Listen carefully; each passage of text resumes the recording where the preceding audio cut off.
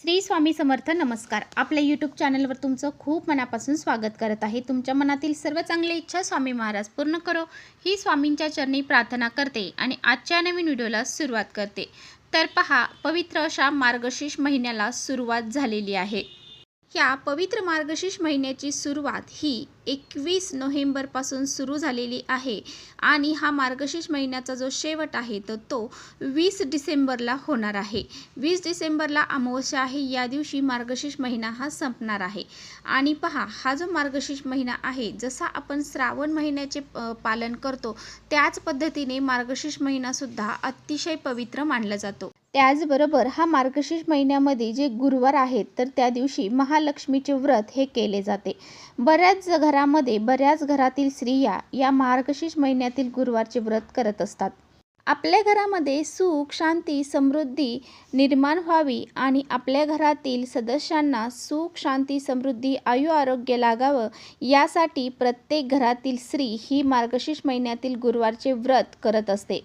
हा मार्गशीर्ष महिना अतिशय पवित्र आहे. याच मार्गशीर्ष महिन्यामध्ये दत्त जयंती देखील साजरी केली जाते.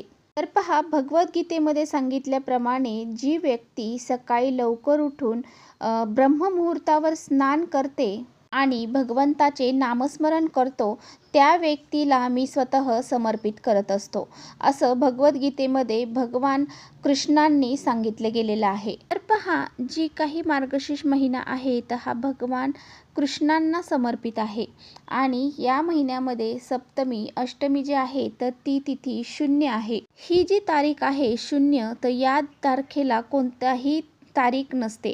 म्हणजे हे जे दिवस आहे तर हा 0 मानला जातो. या दिवशी जर आपण काही शुभ कार्य केले तर ते व्यर्थ जाते. या तारखेला जर आपण काही शुभ कार्य केली तर ते धनहानी होते आणि वंशाची हानी देखील होते. म्हणूनच या मार्गशीर्ष महिन्यातील सप्तमी आणि अष्टमी तिथीला कोणतेही शुभ कार्य करू नये असं म्हटलं जातं. या मार्गशीर्ष महिन्यामध्ये भगवद्गीतेचं पठण करावं. ओम नमो भगवते वासुदेवाय नमः या प्रभावी मंत्राचा जप देखील करावा. तसेच या महिन्यामध्ये पवित्र गंगेत स्नान करणं सुद्धा अतिशय महत्त्वाचं मानलं जातं. आणि पवित्र गंगेमध्ये जर आपण मार्गशीर्ष महिन्यामध्ये स्नान केले तर आपल्या सर्व पापांपासून आपल्याला मुक्ती मिळते. आपले सर्व पाप, दोष, अडचणी ज्या आहेत त्यासुद्धा दूर होऊन जातात. असं म्हटलं जातं की या मार्गशीर्ष महिन्यामध्ये माता लक्ष्मी जी आहे तर ती पृथ्वी तलावरती येत असते आणि जे गुरुवारचे व्रत करतात त्या माता सुवासिनींना ती कृपा आशीर्वाद देत असते. आपल्या घराची प्रगती होण्यासाठी, घरातील सर्व दुःख, दारिद्र्य दूर होण्यासाठी माता लक्ष्मी ही त्यांना आशीर्वाद देत असते आणि म्हणूनच या दिवशी व्रत हे स्त्रिया करत असतात. आणि पहा, काही ज्या चुका आहेत तर त्यासुद्धा आपल्याला या दिवशी टाळायच्या आहेत. म्हणजेच आपल्याला एक वेळेस मांसाहार तुम्ही केला तरी चालेल, परंतु या 2 भाज्या चुकूनही आपल्या घरामध्ये बनवायच्या नाही. जर तुम्ही या 2 भाज्या चुकूनही आपल्या घरामध्ये बनवल्या तर गरिबी घरामध्ये येईल, अडचणी येतील, संकटांना तुम्हाला सामोरे जावे लागेल. 99% लोकांना ह्या गोष्टी माहीत नाही.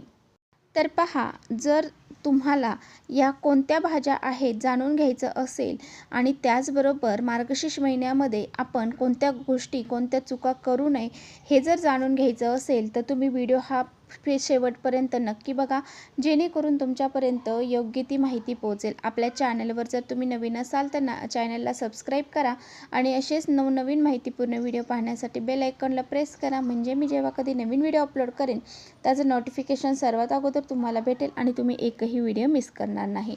त्याचबरोबर खाली कमेंट्समध्ये जय माता लक्ष्मी लिहायला अजिबात विसरू नका.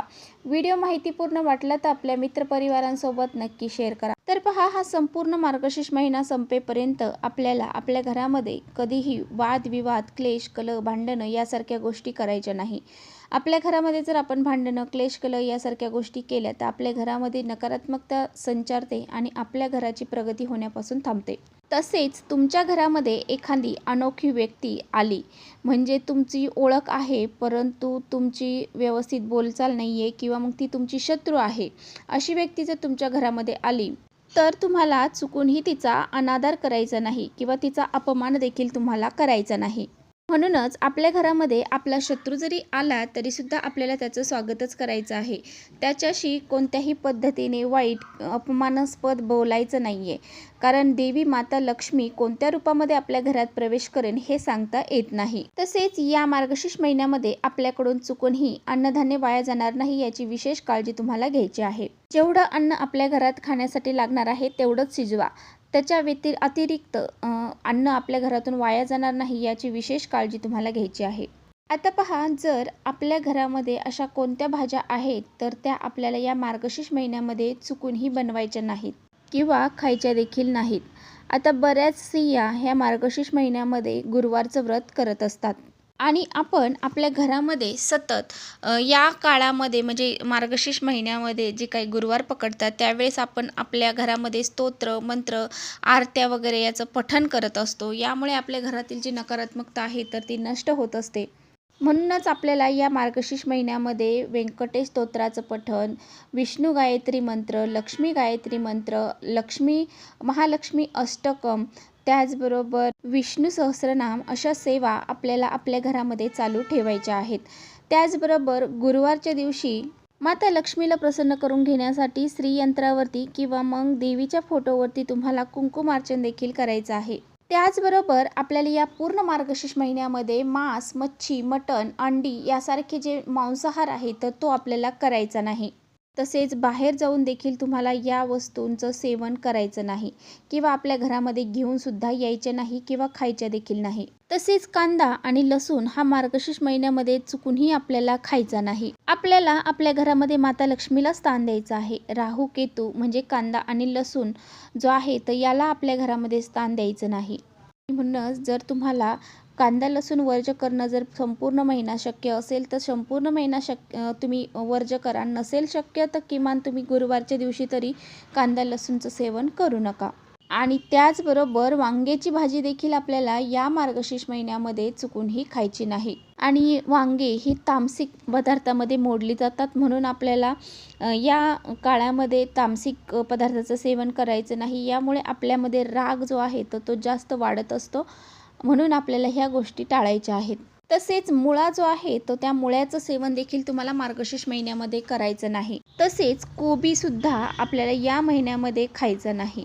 तर ह्या ज्या काही गोष्टी आहेत, ह्या जे काही भाज्या आहेत तुम्हाला सांगितलेल्या त्या तुम्हाला या मार्गशीर्ष महिन्यामध्ये खाणं टाळायचं आहे.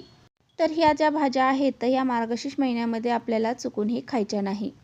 तसेच उडदाची डाळ, मसूर डाळ या महिन्यामध्ये म्हणजे मार्गशीर्ष महिन्यामध्ये सेवन करू नये असं म्हटलं जातं. आणि ह्या 2 डाळी देखील आपल्याला पूर्ण महिनाभर म्हणजेच मार्गशीर्ष महिन्यात वर्ज्य करायच्या आहेत.